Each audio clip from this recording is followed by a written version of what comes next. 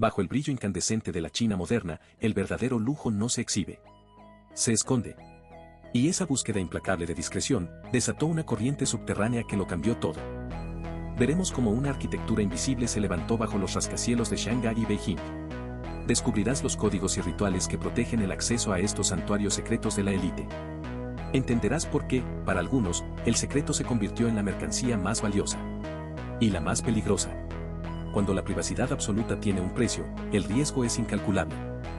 Esto es solo el comienzo. Empezamos. Las luces de neón parpadean como pulsaciones de un corazón imparable. En las vastas llanuras del progreso, ciudades como Shanghái y Beijing se alzan como titanes de cristal y acero, símbolos de una nación en constante redefinición.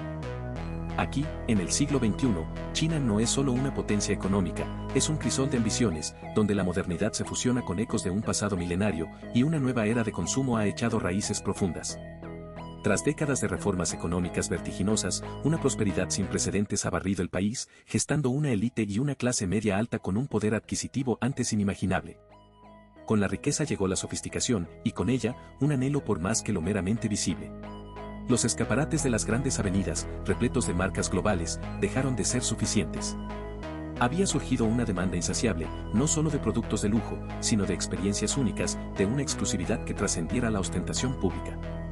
Fue este deseo de discreción y singularidad lo que comenzó a moldear el paisaje urbano de una manera insospechada. Mientras los centros comerciales de lujo florecían en la superficie, impulsados por la creciente opulencia, una corriente subterránea comenzaba a gestarse en las entrañas de las metrópolis. No se trataba solo de adquirir objetos, era sobre la narrativa que los rodeaba, el acceso privilegiado, el santuario lejos de las miradas curiosas.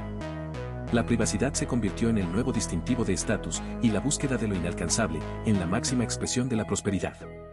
Si te está gustando, por favor, suscríbete, nos ayuda a seguir trayéndote más videos.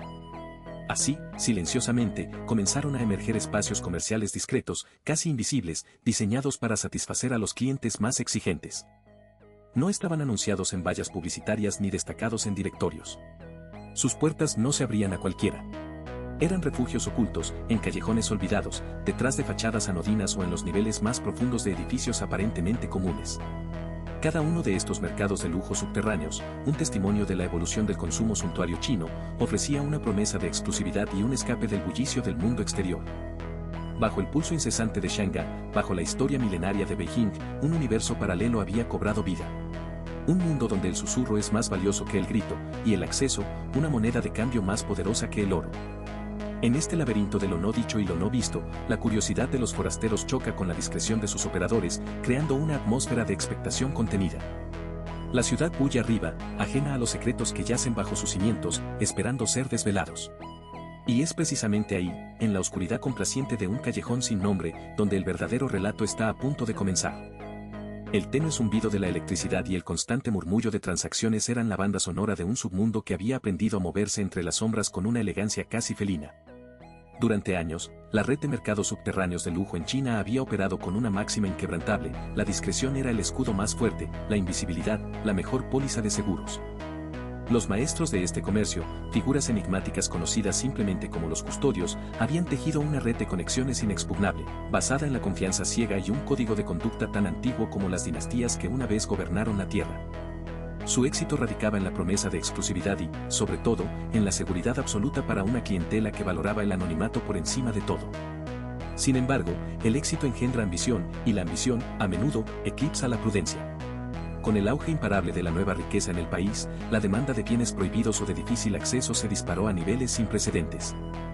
Joyas de procedencia dudosa, arte saqueado de colecciones privadas europeas, especies exóticas y, de forma creciente, información clasificada, el espectro de la oferta se expandió, y con él, la tentación de escalar la operación.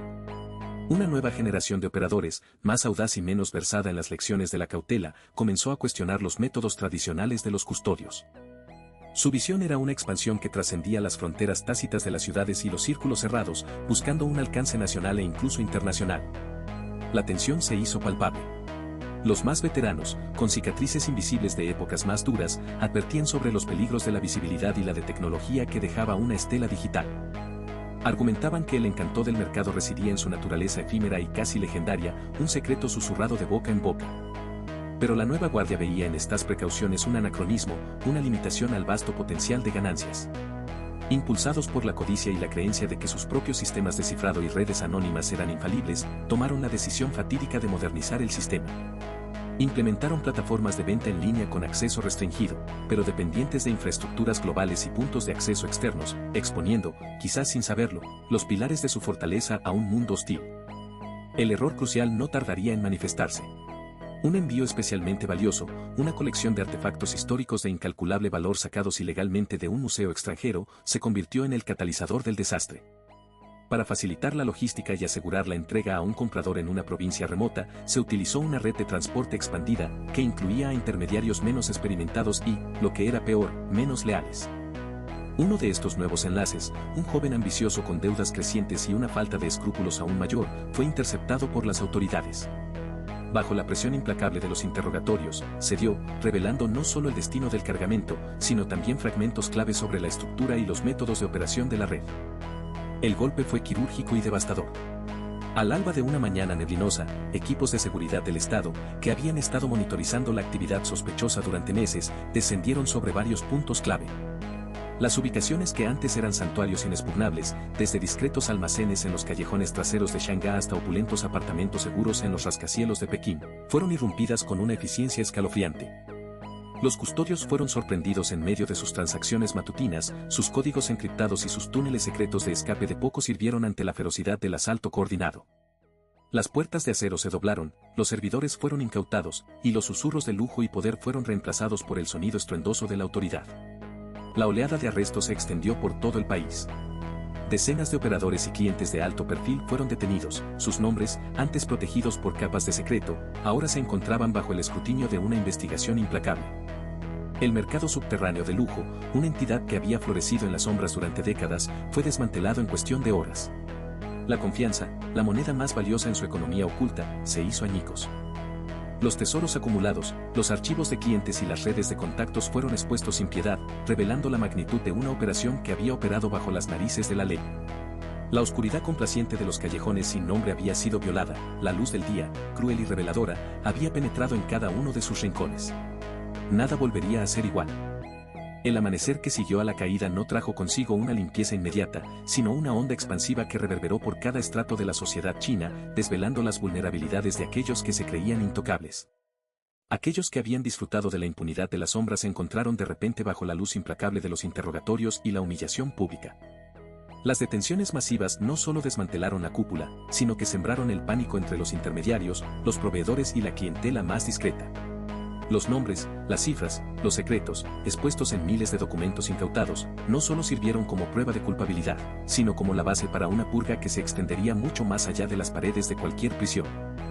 El mensaje fue claro y brutal, el coste de la exclusividad ilícita se había disparado hasta límites insospechados.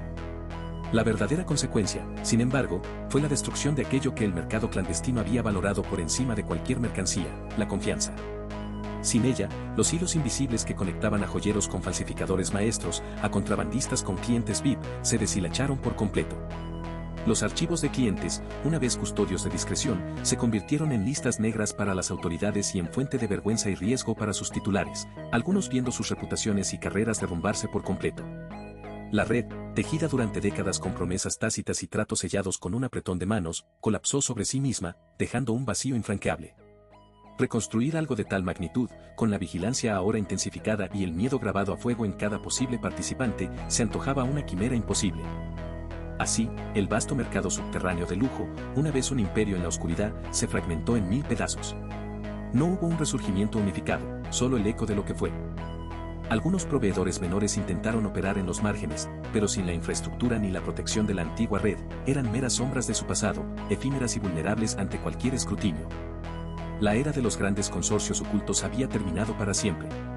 La demanda de exclusividad y ostentación no desapareció, por supuesto, pero se vio obligada a encontrar nuevos cauces, la migración a mercados más remotos y menos vigilados, transacciones aún más pequeñas y personales, o, paradójicamente, un giro hacia el mercado legal de lujo, donde la trazabilidad y la autenticidad ofrecían una seguridad que el mundo clandestino ya no podía garantizar a un precio tan alto. Para el Estado, el desmantelamiento fue una victoria rotunda, una demostración de fuerza y control sobre las élites y sus desviaciones. Se envió un mensaje inequívoco: ninguna esfera, por oculta que fuera, estaba fuera del alcance de la ley. Pero incluso con la red principal erradicada, la compleja danza entre el deseo humano por lo prohibido y los esfuerzos por controlarlo continuaría. La fascinación por lo exclusivo, la aspiración a un estatus elevado y la tentación de la gratificación instantánea son fuerzas primarias que, en ausencia de una vía legítima percibida, siempre buscarán un camino, por tortuoso que sea, para manifestarse en los márgenes de cualquier sociedad. El colapso de este mercado subterráneo de lujo en China no fue, pues, el fin de una batalla, sino el cierre de un capítulo particularmente grande y ambicioso en la eterna pugna entre la ley y el deseo. Fue un recordatorio sombrío de la fragilidad de cualquier imperio construido sobre secretos y la inestabilidad inherente a la confianza cuando ésta se basa en el desafío a la ley. Mientras el anhelo humano de distinción y posesión persista, y la balanza entre la oferta y la demanda de lo inalcanzable se desequilibre, las sombras seguirán siendo un terreno fértil para nuevas iniciativas, nuevas redes. Esta historia concluye aquí, pero en los rincones del mundo, la eterna búsqueda de lo extraordinario, a menudo desafiando las normas, sigue escribiendo silenciosamente sus propias crónicas, esperando ser descubierta una vez más. Porque la historia nos enseña que, aunque las redes caigan, la ambición humana, como el agua, siempre encuentra una nueva grieta por donde fluir. Mientras el anhelo humano de distinción y posesión persista, y la balanza entre la oferta y la demanda de lo inalcanzable se desequilibre, las sombras seguirán siendo un terreno fértil para nuevas iniciativas, nuevas redes. Esta historia concluye aquí, pero en los rincones del mundo, la eterna búsqueda de lo extraordinario, a menudo desafiando las normas, sigue escribiendo silenciosamente sus propias crónicas, esperando ser descubierta una vez más. Porque la historia nos enseña que, aunque las redes caigan, la ambición humana, como el agua, siempre encuentra una nueva grieta por donde fluir. Si te ha gustado, suscríbete para más historias increíbles. Nos ayuda mucho a seguir creciendo.